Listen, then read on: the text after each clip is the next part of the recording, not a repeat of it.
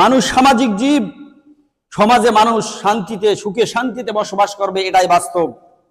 কিন্তু সেই সমাজের মধ্যে আজকে অশ্লীলতা বেহায়াপনা ছড়িয়ে গেছে। চুরি ডাকাতি জেনা ব্যভিচার অশ্লীলতা বেহায়াপনা জেনা এগুলো সমাজে ছয়লাভ হয়ে গেছে।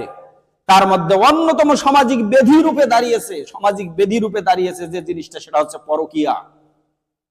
আজকে পরকীয়াটা এমনই ভাবে সামাজিক ব্যাধি হয়ে দাঁড়িয়েছে, খবরের কাগজ খুললেই প্রতিদিন দেখা যায় পরকীয়ার খবর, শুধু পরকীয়ার খবর।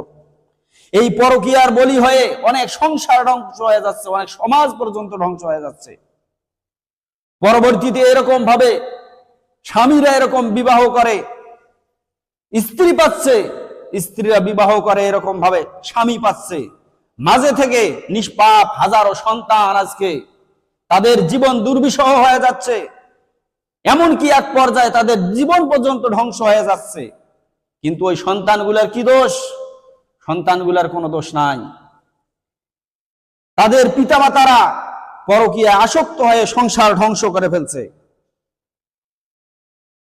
তাই এই পরকীয়া ইসলামের মধ্যে হারাম করেছেন আল্লাহ তাআলা। সূরা নূরের 2 নম্বর আয়াতে আল্লাহ তাআলা বলতেছেন, যারা এরকম পরকীয়া করে, যারা এরকম বেহায়াপনা করে, জিনা করে, তাদের ব্যাপারে আল্লাহ তাআলা কঠোর হুঁশিয়ারি দিয়েছেন যে এরকম ব্যভিচারিণী নারী এবং ব্যভিচারিণী পুরুষ তারা যদি অবিবাহিত হয় তাদেরকে 100টা বেত্রাঘাত করো, আর যদি বিবাহিত হয় তাহলে কি করো? তাদেরকে 100 বেত্রাঘাত করো এবং রজম করে হত্যা করো। এই রজম করা রাষ্ট্রের শাসকের উপর দায়িত্ব। এত বড় কঠোর হুঁশিয়ারি কোরআনের মধ্যে থাকা সত্ত্বেও মুসলমানের সন্তান হয়ে পরকীয়ায় আসক্ত হয়ে সংসার ধ্বংস করতেছে।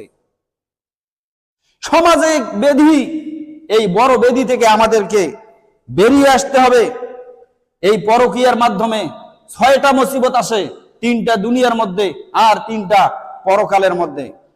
কোনদিন যদি সময় হয় এরকম ভাবে এই ব্যাপারে, এই 6টার ব্যাপারে বলবো ইনশাআল্লাহ।